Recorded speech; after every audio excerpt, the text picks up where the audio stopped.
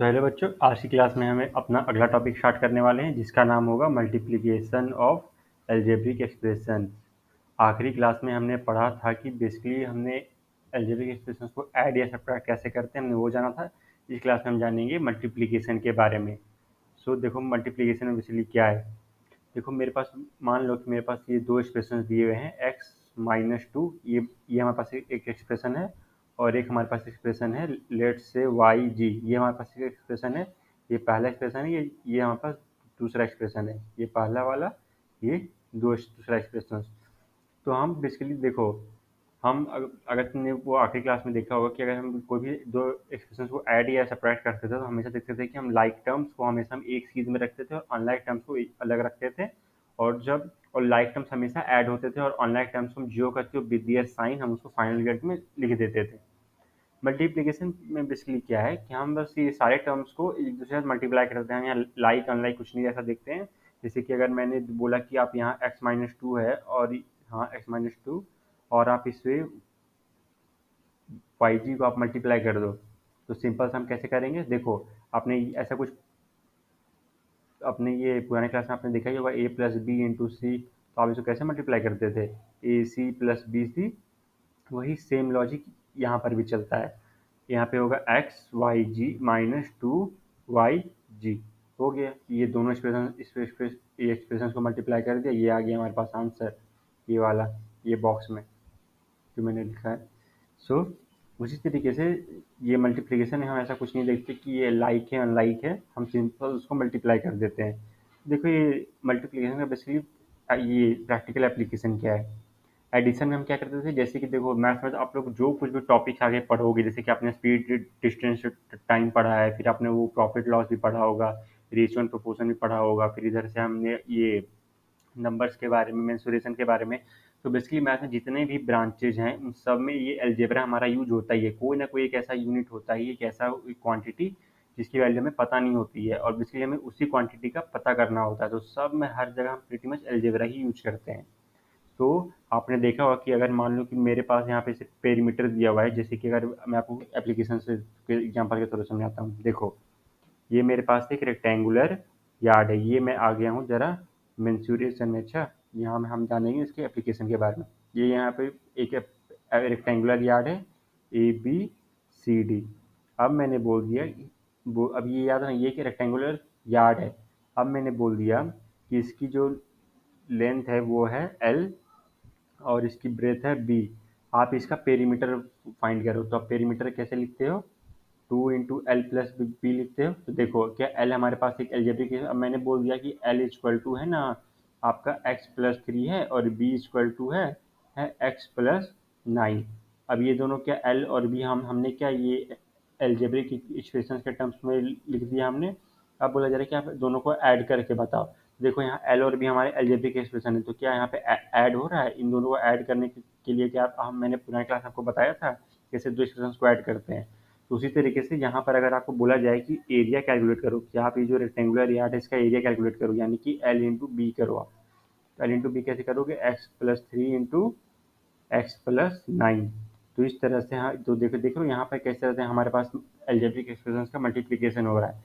तो बेसिकली हमारे पास मेन चीज़ यही है कि आप कोई भी मैथ का टॉपिक पढ़ोगे, speed distance time, time and work, ratio proportion, mensuration, geometry, ये सारा कुछ सब जगह बेसिकली हमारा अलजेब्रा यूज होना ही है। हर जगह हमारे पास कोई क्वांटिटी होगी जिसके हमें वैल्यू कैलकुलेट करनी है, जिसका हमें पता नहीं है, उसको हम ये अलजेब्रा से ही करते हैं थ्रू पैटर्न फाइंडिंग एंड ये operations on mathematical expression like addition, multiplication and all.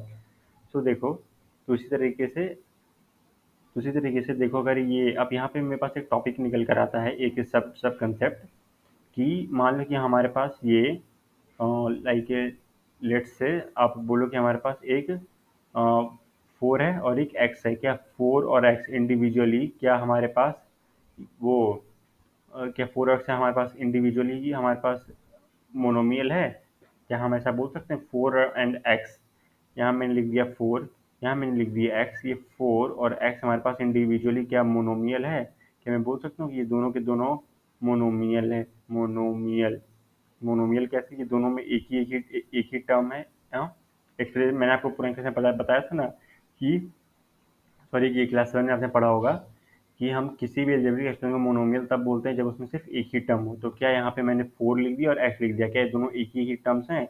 तो बेसिकली बाय एट डिफॉल्ट आप ये मान लो कि मैथमेटिक्स में हम कुछ भी लिखेंगे for example like 2 like then x y square, ये सारा एट ए इंडिविजुअल लेवल हम बोल सकते हैं कि सारे सारे हमारे पास मोनोमियल एक्सप्रेशन है, यानी कि सब में एक ही टर्म है। दूसरे मैं 4x को मैंने लिया, ये मोनोमियल है हमारे पास। अब मैंने क्या किया, मैंने 4 इंटू एक्स कर दिया। क्या 4 इंटू एक्स को क्या इस तरह लिखा जा सकता है, x plus x plus x plus x, 4 बार एक्स। आपने ये पढ़ा होगा कि 5 इंटू 2 को आप इस तरह से लिख सकते हो, 5 प्लस 5, या तो फिर इस तरह से 2 प्लस 2 प्लस 2 प्लस 2 प्लस 2, 5 बार 2 या 2 बार 5, दोनों का आंसर एंड में हमें निकल के क्या आता है, 10। उसी तरह से मैंने यहाँ पे क्या, ये मेरे पास 4 इंटू एक्स था, मैंने एक्स को 4 बार ऐड कर दिया है, तो फिर 4 को एक्स बार ऐड कर दो खुद से ही। पर चूंकि हमें 4 की वैल्यू पता है तो हम इसको एक्स के टर्म्स में लिख रहे हैं, x plus x plus x, तो इसको हम क्या लिख सकते हैं, 4x लिख सकते हैं, 4x।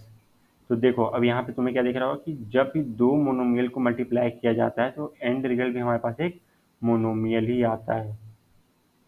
ये हमारे पास एक इम्पॉर्टेंट कंसेप्ट है, इसको आप यहाँ पर लिख लो इस तरह से, इसको आप लिख लो। मैं यहाँ पे ये टिक मार्क करके लिख रहा हूँ, when two monomial are multiplied the final result is always a monomial. तो उसी तरीके से यहाँ पे भी अगर आप यहाँ पे देखोगे कि हमसे यहाँ पूछा गया था एरिया कैलकुलेट करो, ये क्या, ये हमारे पास मोनोमियल है? नहीं, ये मोनोमियल, ये हमारे पास ट्राइनोमियल है, क्योंकि इसमें दो दो टर्म्स है हमारे पास दोनों में। तो जब भी आप दो दो ये बाइनोमियल्स को आप मल्टीप्लाई करोगे, सॉरी ये बाइनोमियल्स हैं, तो आपको हमेशा एंड रिजल्ट एक एक्स, यहाँ पे एक्स को इससे करो, फिर एक बार इससे करो, फिर 3 को भी बार इससे करो और फिर इससे करो, कर देते हैं x square plus 3x plus 9x plus 9 3 जा 27। क्या हमारे पास लाइक टर्म्स हमेशा ऐड होते हैं? क्या ये दोनों हमारे पास लाइक टर्म्स हैं? क्या हम इसको लिख सकते हैं इस तरह से, 9 + 3 = 12x प्लस 27। तो देख रहे हो, जब भी हम दो बाइनोमियल्स को मल्टीप्लाई करते हैं तो हमारे पास रिजल्ट आता है एक ट्राइनोमियल। उसी तरीके से अगर हम दो मोनोमियल्स को मल्टीप्लाई करते हैं तो हमेशा एक मोनोमियल आता है। यहाँ पे दूसरा पॉइंट भी लिख लो, when two binomials are multiplied we find, sorry, the final result is always a trinomial, या तो फिर हम इसको और क्या बोल सकते हैं, ट्राइनोमियल और क्वाड्रेटिक इक्वेशन। हम इसको अब देखो कभी कर हो सकता है कि आपका ना ये नंबर यहाँ पर ना ये कट आउट हो जाए, जैसे कि यहाँ पे, जैसे कि ये हमारे पास 3 था, यहाँ पे मान लो यहाँ पे 0 हो गया, तो 0 हो गया तो फिर वो हमारा एक तरह से वो फिर मोनोमियल हमारा बचा नहीं, सॉरी बाइनोमियल हमारा बचा नहीं। तो ये भी हमारे पास एक दूसरा कंसेप्ट है। अब देखो यहाँ जो मैंने इसको लिखा है ना यहाँ पर, ये इसको हम बेसिकली क्वाड्रेटिक इक्वेशन ही बोलते हैं, क्वाड्रेटिक इक्वेशन, जो आप अपने क्लासेस में आपने पढ़ा होगा या आगे फिर आप जानोगे क्वाड्रेटिक इक्वेशन। तो बेसिकली देखो ये सारा चीज़ जानने की बात है, क्वाड्रेटिक इक्वेशन क्या होता है आप वो आप अपने 9 क्लास में और अच्छे से जानोगे क्या होता है, पर अभी के लिए बस जान लो ये क्वाड्रेटिक इक्वेशन होता है। क्योंकि देखो आगे क्लास में आप लोग जो भी पढ़ोगे वो सारा इसी से कहीं ना कहीं ये रिलेटेड रहना है। तो अगर आपने यहाँ कुछ मिस कर दिया तो फिर आगे जाकर फिर आपका होगा कि सर ये तो हमें कुछ पता ही नहीं, मतलब कहाँ से अचानक से आ गया। तो इसी तरह से आप ये सारा अभी जान लो। और ये तो जब भी हम दो बाइनोमियल्स को मल्टीप्लाई करते हैं तो हमेशा हमारे पास एक ट्राइनोमियल या फिर एक क्वाड्रेटिक इक्वेशन आता है। और जब भी दो मोनोमियल्स को मल्टीप्लाई करते हैं तो हमेशा हमारे पास एक मोनोमियल ही आता है। अब देखो अगर हम दो या उससे ज़्यादा भी मोनोमियल्स मल्टीप्लाई तभी हमारे पास मोनोमियल ही आएगा। फॉर एग्जांपल मैंने यहाँ पे लिख दिया 4x 5x, सॉरी ये 5y कर देते हैं, इसको 7g कर देते हैं। अच्छा, अब मैंने बोला कि आप इन तीनों तीनों को एक दूसरे से मल्टीप्लाई कर दो, क्या ये तीनों इंडिविजुअली हमारे पास मोनोमियल है। चलो मल्टीप्लाई करते हैं, 4 × 5, सॉरी। तो देखो मल्टीप्लिकेशन का रूल क्या है, ये तो बस देखो मल्टीप्लिकेशन में क्या है, अब हमेशा जो कांस्टेंट है, कांस्टेंट को हमेशा कांस्टेंट से मल्टीप्लाई करते हैं, और वेरिएबल्स को हमेशा वेरिएबल से मल्टीप्लाई करते हैं। यहाँ का मल्टीप्लिकेशन का ये रूल है, कांस्टेंट को कांस्टेंट से मल्टीप्लाई करो और वेरिएबल को वेरिएबल के साथ मल्टीप्लाई करो। तो यहाँ पे हम लिखेंगे 4 × 5 × 7 into X into Y into Z. जिसको जब हम सॉल्व करेंगे तो 4 × 5 = 20, 20 इंटू 7 कितना होगा, 140 होगा, 140 एक्स वाई जी। ये हमारे पास आ गया फाइनल आंसर। तो उस तरह से तो ये हमारा ये तो हम बेसिकली मल्टीप्लिकेशन का रूल आप जान गए। कांस्टेंट को कांस्टेंट के साथ मल्टीप्लाई करना है, वेरिएबल को वेरिएबल के साथ मल्टीप्लाई करना है। ये अगर हमारे पास कुछ माइनस में कुछ आ गया, जैसे कि -3x इंटू बोल दिया गया y, तो फिर आप कैसे करोगे? ये हमारे पास एक क्वेश्चन है, चलो यहाँ पर -3x इंटू वाई, तो ये आप कैसे करोगे? इसे हम इस तरह कर सकते हैं कि यहाँ पे -3 है, 3x को y बाय ये y टाइम्स आप करो। बेसिकली देखो, ये भी हमारे पास एक मोनोमियल ही है। अच्छा, ये भी हम इस तरह से लिख सकते हैं। सो यहाँ पे हम कैसे कर सकते हैं कि हमने कर दिया कि -3 हमने अलग ले लिया और यहाँ पे एक्स वाई हमने अलग से लिख दिया।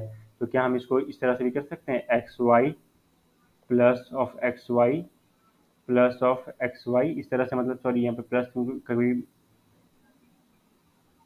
माइनस ही कर दो इस तरह से। तो क्या आएगा हमारे पास, ये फाइनल टर्म, ये भी माइनस में कर दो, minus minus plus, plus minus minus, तो एंड में हमारे पास माइनस आ जाएगा। माइनस माइनस ये कितनी बार हो रहा है, तो -3xy हम लिख सकते हैं इसको आंसर में इस तरह से। क्या इसको हम इस तरह से लिख सकते हैं ऑब्वियसली।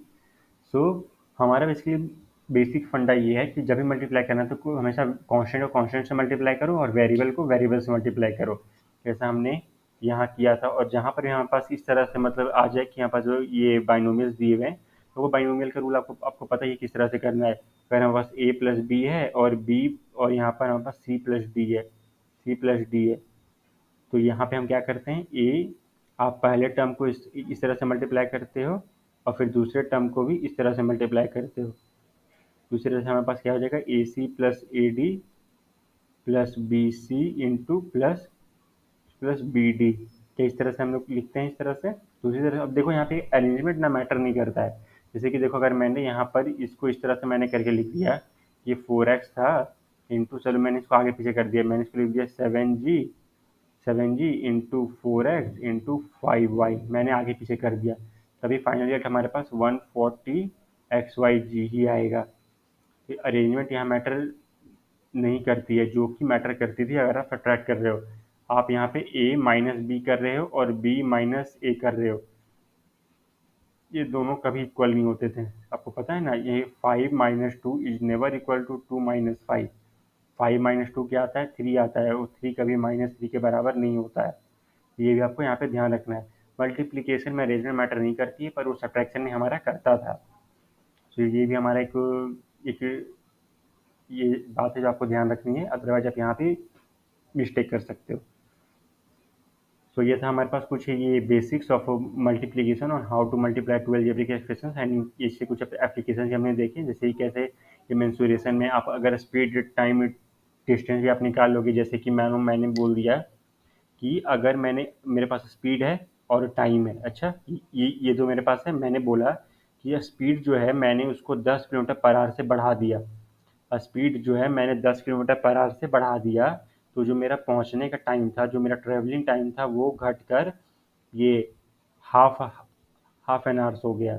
जहाँ पहले मुझे ये 7 घंटे लग रहे थे, तब मुझे सिर्फ 6.5 घंटे लग रहे हैं। अच्छा, तो देख रहे हो, अब आप यहाँ पे कि डिस्टेंस कैलकुलेट करके बताओ, तो कैसे करोगे? तो आपने फॉर्मूला पढ़ा होगा, speed equal to distance by time. इसको यहाँ पर लिखते हैं, देखो, स्पीड है और ये है मेरे पास टाइम एस और टी, मैंने इस तरह से लिख दिया स्पीड और टाइम। मैं बोल रहा हूँ कि स्पीड को जब मैंने 10 किलोमीटर पर आवर से बढ़ा दिया, तो पहुँचने का टाइम मेरा आधा घंटा कम हो गया। अब आप डिस्टेंस कैलकुलेट करो, तो फिर आप डिस्टेंस कैसे कैलकुलेट करते थे, डी इक्वल टू स्पीड, ये सॉरी, डी फॉर्मूला क्या था हमारा, speed equal to distance per unit time. तो डी से आप क्या लिखते थे, एस इंटू टी। तो क्या हमें यहाँ पे S plus 10 into T minus half, क्या दोनों हमारे पास एल्जेब्रिक एक्सप्रेशन है, क्या इन दोनों को मल्टीप्लाई करना पड़ रहा है हमें? तो यही बेसिकली हमारा एप्लीकेशन है। आपको एल्जेब्रिक एक्सप्रेशन बेसिकली मैथ में आप हर जगह दिखेंगे, आप ट्रिग्नोमेट्री आगे पढ़ोगे वहाँ भी दिखेगा, और भी कोई हर टॉपिक पढ़ोगे वहाँ भी दिखेगा, और हर जगह आपको बेसिकली मल्टीप्लाई करना है, ऐड करना है, सब्ट्रैक्ट करना है। ये सारे मैथमेटिकल ये एक्सप्रेशन आपको करने होंगे, तो वो सारा ये अभी आपको एकदम अपना क्लियर करके चलना है कि एल्जेब्रिक एक्सप्रेशन ऐड कैसे करते हैं, एल्जेब्रिक एक्सप्रेशन ये डिवाइड कैसे कर सॉरी मल्टीप्लाई कैसे करते हैं, उसको ये सब्ट्रैक्ट कैसे करते हैं। सो आज के लिए इतने बच्चों, हम मिलेंगे अगली क्लास में। Thank you.